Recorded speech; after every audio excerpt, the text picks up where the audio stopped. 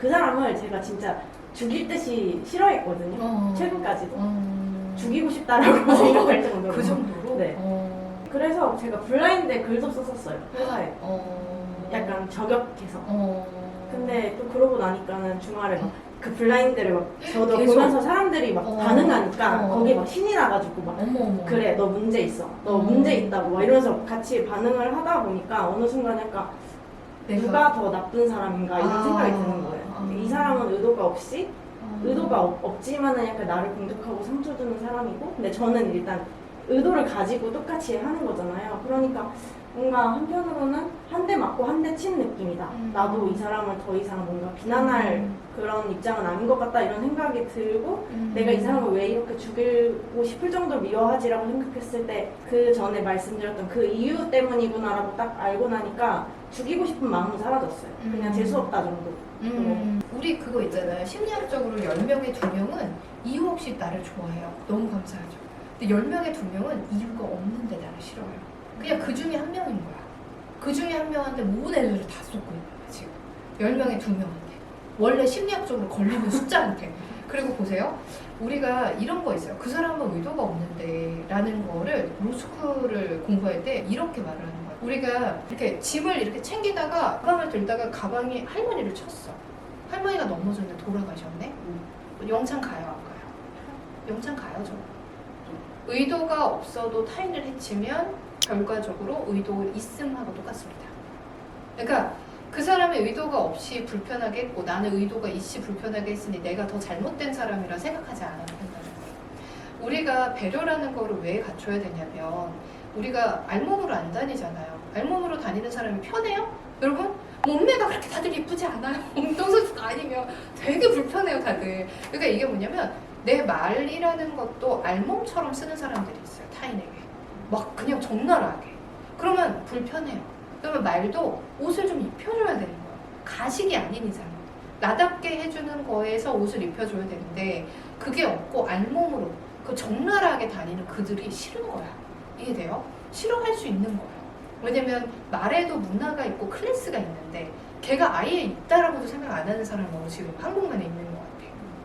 그리고 10명의 2명은 이유 없이 나를 싫어할 수 있는데 그 2명을 만나서 거기다 힘을 주고 있는 것 같아요. 스쳐야 돼요. 스쳐야 되고 그대도 이렇게 목소리에 떨리면 안 돼. 지금쯤은 복식호흡 쓰는 거에 더 목을 매서 의연하게 표현해야 돼요. 내가 이 얘기 안 했나요? 연구실에 있을 때 거기에 한 7명, 10명의 박사가 있었어요. 누가 이제 딱 들어오면 모두가 그 박사를 눈치를 본대요. 그분의 안색을. 이거 정상적이지 않은 거예요, 조직에. 근데 그분이 어느 석사한테 막 뭐라고 하는 거예요. 뭉개적으로. 야, 민수야, 너 이거를 이렇게 놓으면 어떡해. 내일 모레 기획이 끝나는데 아니 대체 정신이 있는 거야 없는 거야 모르면 물어보든지 막 이러고 막 혼내는 거야. 근데 제가 볼 때는 식사할 때 말을 했는데 정보가 뭔가 빠졌어. 근데 이 박사가 자기는 완벽하게 줬다고 착각하고 있는 거야.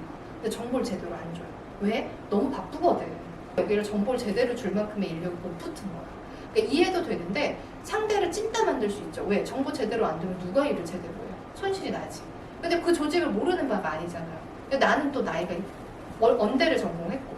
그러니까 딱 봤는데 제가 이제 의연하게 아니요, 거기 민수 씨가 정보가 좀 아까 없는 것 같은데 이렇게 떨면 안 되겠지. 근데 내가 개입을 할 때 공공하게 민수 씨가 아까 보니까 C와 D, F에 대한 정보가 빠져서 헷갈려 하더라고요. 그 정보 주시면 바로 할 것 같던데요. 이렇게 말해요. 의연하게 소리 던지고.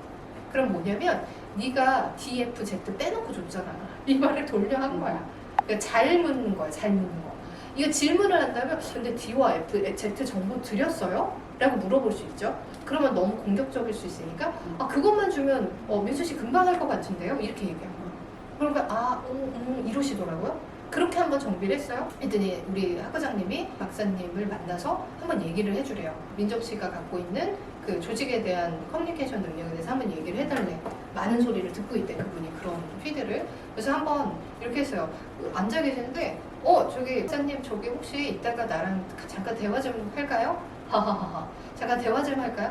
이따가 잠깐 대화 좀 할까요? 이렇게 얘기하면 얘는 이따 칼 갈고 나오겠죠. 근데 내가 음성으로 박사님 이따 시간 내요 한 10분 얘기할래요? 이렇게 얘기했어. 얘기할래요? 부드럽게 얘기할래요? 이게 아니고 그럼 얘도 칼 준비하고 나도 칼 준비하고 나 칼 준비해서 나갈 때까지 나도 떨겠지 이렇게 아까처럼. 그게 아니고 딱 던져놨더니 그리고 나서 한 2시간 있다가 박사님 지금 시간 돼요? 그랬더니 아 네네네.